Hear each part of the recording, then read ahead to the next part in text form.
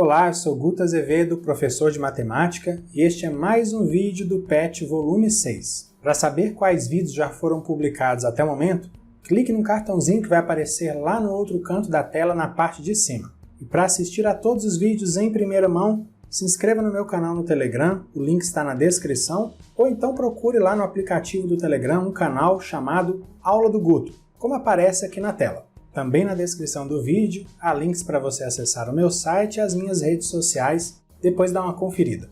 Neste vídeo vamos continuar falando sobre o plano cartesiano, então tudo que foi visto lá no vídeo da semana 1 vai ser usado aqui, tá bom? Número 1. Marque os 5 pontos a seguir no plano cartesiano e ligue-os por segmentos de reta, formando um polígono. Primeiro o ponto A, de coordenadas 2 e 4. Agora o ponto B, de coordenadas -3, 5. Depois o ponto C, de coordenadas -4 e -2. Depois o ponto D, de coordenadas 0 e -6.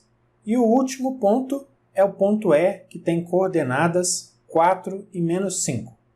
Agora nós vamos ligar os pontos com segmentos de reta, assim a gente vai poder formar o polígono. Ligamos aí os pontos A e B, B e C, C e D, D e E, e para fechar o polígono, que é um pentágono, nós ligamos o ponto E ao ponto A. Para resolver a atividade 2, eu vou deixar esse plano cartesiano na tela, tá bom? Porque aí a gente vai poder usar como referência. Número 2. Responda às questões a seguir. Letra A. No eixo das abscissas, os valores de x são positivos à direita ou à esquerda do zero. Observa aí no plano cartesiano que está na tela, os valores de x são positivos à direita do zero. Letra B. No eixo das abscissas, os valores de x são negativos à direita ou à esquerda do zero. Os valores de x são negativos à esquerda do zero. Letra C. No eixo das ordenadas, os valores de y são positivos acima ou abaixo do zero. Os valores de y são positivos acima do zero. Letra D. No eixo das ordenadas, os valores de y são negativos acima ou abaixo do zero. Os valores de y são negativos abaixo do zero. Letra E. A primeira coordenada de um ponto no plano cartesiano é sua referência horizontal ou sua referência vertical, ou seja, é a sua abscissa ou a sua ordenada. A primeira coordenada é a referência horizontal, ou seja, é a abscissa do ponto. Letra F. Qual é o procedimento para marcarmos o ponto P de coordenadas A e B no plano cartesiano? Para explicar o processo, eu vou usar um ponto como exemplo, tá bom? Suponhamos aí o ponto P de coordenadas -2 e 3. A primeira coordenada do ponto deve ser localizada no eixo das abscissas, que é o eixo x. Aí a gente traça uma perpendicular ao eixo x, passando pela primeira coordenada. A segunda coordenada do ponto deve ser localizada no eixo das ordenadas, o eixo y. Aí traçamos outra perpendicular, só que agora ao eixo y, passando pela segunda coordenada. Aí olha só, no encontro das duas perpendiculares aos eixos x e y, está o ponto que a gente está procurando, nesse caso é o ponto P. Esse aí é o procedimento. Letra G. O que devemos fazer para formarmos um polígono cujos vértices são pontos de um plano cartesiano? A gente deve unir esses pontos por segmentos de reta de forma que os segmentos de reta não se cruzem e só se encontrem nos pontos que serão os vértices do polígono. Cada vértice do polígono deve ser a extremidade apenas de 2 segmentos de reta, que são os lados do polígono. Além disso, a figura formada deve ser fechada. Letra H. Para formarmos um polígono cujos vértices são pontos de um plano cartesiano, podemos ligar esses pontos por segmentos de reta em qualquer ordem? Por quê? A resposta é não, porque os segmentos de reta não podem se cruzar. Eles só podem se encontrar nos pontos que são os vértices do polígono. E além da figura formada ter que ser fechada, cada vértice do polígono só pode ser a extremidade de 2 segmentos que são lados do polígono. Letra I. Para formarmos um polígono cujos vértices são pontos de um plano cartesiano, em que ordem esses pontos deverão ser ligados por segmentos de reta? Bom, a verdade é que não existe uma única ordem certa, mas é importante que algumas condições sejam respeitadas. Primeira condição, os segmentos de reta não podem se cruzar, eles só podem se encontrar nos pontos que são os vértices do polígono. Segunda condição, a figura formada tem que ser fechada. Terceira condição, cada ponto que é vértice do polígono só pode ser a extremidade de dois segmentos de reta, que são os lados do polígono. Número 3. A professora Joana desenhou um polígono no primeiro quadrante do plano cartesiano conforme a figura abaixo. Em seguida, solicitou que os alunos realizassem algumas tarefas. Tente responder às perguntas que Joana propôs à turma. Letra A. Quais são as coordenadas dos pontos A, B e C? O ponto A tem coordenadas x igual a 2 e y igual a 2 também. O ponto B tem coordenadas x igual a 6 e y igual a 2. E o ponto C tem coordenadas x igual a 2 e y igual a 5. Letra B. O que acontece se multiplicarmos as coordenadas dos três pontos A, B e C pelo número inteiro menos 1? A gente já vai multiplicar, mas a resposta para essa primeira pergunta é a seguinte.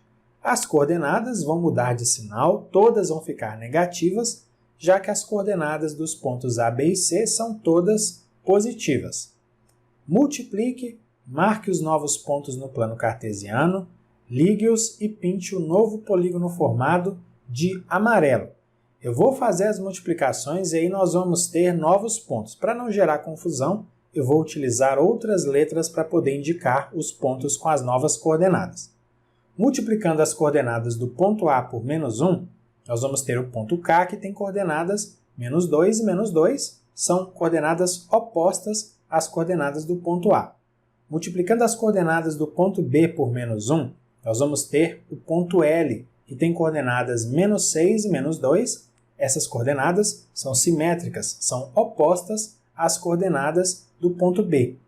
E multiplicando as coordenadas do ponto C por menos 1, nós vamos ter o ponto M, que tem coordenadas menos 2 e menos 5.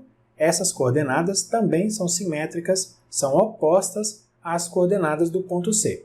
E aí, ligando os pontos K, L e M, nós temos um novo triângulo que já está aí pintado de amarelo. Esse triângulo tem as mesmas dimensões do triângulo ABC, mas ele está numa posição aí invertida. Você nota isso? Letra C. O que podemos observar sobre esses dois polígonos comparando as medidas de seus perímetros, de suas áreas e de suas distâncias em relação à origem do plano cartesiano? Os dois triângulos são congruentes, então os perímetros são iguais, ou seja, as somas das medidas dos lados nos dois triângulos são iguais, e as áreas também são iguais, já que os dois triângulos são congruentes. Aí olha só, conectando o vértice A do primeiro triângulo até a origem por um segmento de reta, e o vértice K do segundo triângulo também até a origem por um segmento de reta, dá para ver que esses segmentos aí de ligação são iguais, têm a mesma medida. Isso significa que as distâncias desses dois triângulos até a origem do plano cartesiano são exatamente as mesmas. Letra D. O que acontece se multiplicarmos as coordenadas dos três pontos A, B e C do polígono azul pelo número inteiro 2? Aí vem outra pergunta, né? Cadê o polígono azul que eu não estou vendo aí? Que a gente tem um polígono amarelo e um cinza. Então eu não sei se a pergunta é sobre o triângulo amarelo ou sobre o triângulo cinza, porque eles até falam aí de vértices A, B e C, só que esses são os vértices do triângulo cinza, né? Eu até dei uma olhada lá na apostila do PET para ver se tinha ocorrido alguma atualização até o momento em que eu estou gravando esse vídeo, mas ainda não aconteceu essa atualização. Então eu vou fazer o seguinte, eu vou fazer pensando nos dois triângulos, isso vai me dar aí o dobro do trabalho, mas pelo menos assim a gente considera todas as possibilidades. Enfim, se multiplicarmos todas as coordenadas por 2, os valores de todas as coordenadas, obviamente, serão dobrados. Multiplique, marque os novos pontos no plano cartesiano, ligue-os e pinte o novo polígono de verde.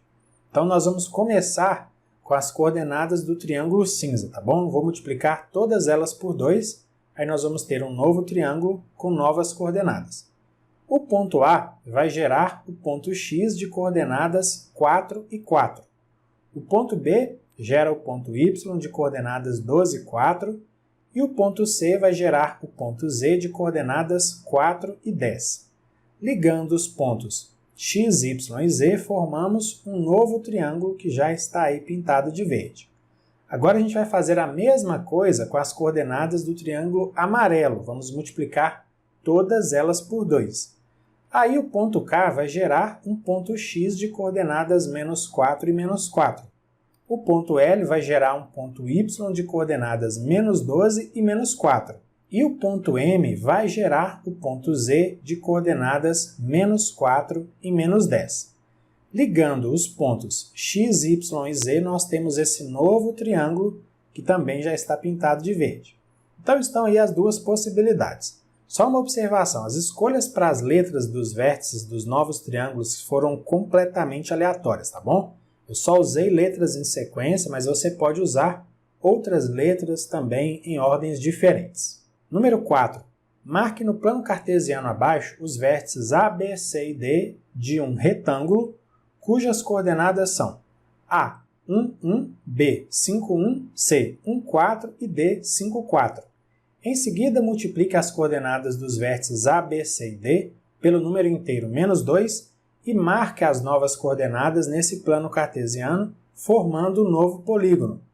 Verifique em qual quadrante o segundo polígono se encontra, compare as medidas do perímetro e da área desses dois polígonos. Anote suas observações. Bom, é muita coisa para fazer, vamos passo a passo. Primeiro, olha só, estou marcando no plano cartesiano as coordenadas dos pontos A, B, C e D. Unindo esses pontos, nós vamos ter o retângulo ABDC, seguindo a ordem aí dos vértices. Agora, nós vamos multiplicar as coordenadas desses 4 pontos por menos 2 para gerar novas coordenadas de novos pontos. Aí, claro, eu vou usar as letras diferentes de A, B, C e D. O ponto A vai gerar o ponto M, que tem coordenadas menos 2 e menos 2. O ponto B gera o ponto N, de coordenadas menos 10 e menos 2. O ponto C vai gerar o ponto P, de coordenadas menos 2 e menos 8. E o ponto D gera o ponto Q, que tem coordenadas menos 10 e menos 8. Unindo esses pontos por segmentos de reta, nós formamos o retângulo MNQP. Agora eu vou numerar os quadrantes do mesmo jeito que a gente fez lá na semana 1, e com isso a gente vê que o segundo polígono, o retângulo MNQP, está no terceiro quadrante. Agora vamos falar sobre perímetro e área. As dimensões do retângulo ABDC são 4 e 3. É só olhar aí, é só contar os segmentos aí na malha quadriculada. Então, o perímetro desse retângulo, que é a soma das medidas de todos os lados, é igual a 14. Em relação ao retângulo MNQP, as dimensões são 8 e 3. Então, o perímetro desse retângulo, a soma das medidas dos lados, é igual a 28. Portanto, o perímetro do segundo polígono, do segundo retângulo, é o dobro do perímetro do primeiro polígono, porque 28 é o dobro de 14. E agora a área. Para calcular a área de um retângulo, a gente só precisa multiplicar a medida do comprimento pela largura. Então, a área do retângulo ABDC é 12, porque 4 vezes 3 dá 12. E a área do retângulo MNQP é igual a 48, porque 8 vezes 6 dá 48. Portanto, a área do segundo polígono é o quádruplo da área do primeiro polígono, porque 48 é o quádruplo de 12. Para concluir, eu quero retomar um desafio que eu deixei lá no último vídeo, no vídeo da semana 1. Eu perguntei qual é a relação entre os sinais das coordenadas de um ponto e o quadrante em que esse ponto está. A Andréa respondeu o desafio corretamente, está perfeito. No primeiro quadrante, os sinais das duas coordenadas de todos os pontos são positivas. No segundo quadrante, a primeira coordenada é negativa, a segunda é positiva. No terceiro quadrante, as duas coordenadas são negativas. E no quarto quadrante, a primeira coordenada é positiva e a segunda é negativa. Então, muito obrigado, Andréa. Então é isso, finalizamos aqui mais uma sequência de atividades do PET Volume 6. Se você gostou e, claro, se quiser, curta e compartilhe esse vídeo com outras pessoas. E não esquece de dar uma olhada nos links que aparecem na descrição. Grande abraço para você, bons estudos e até a próxima. Tchau, tchau!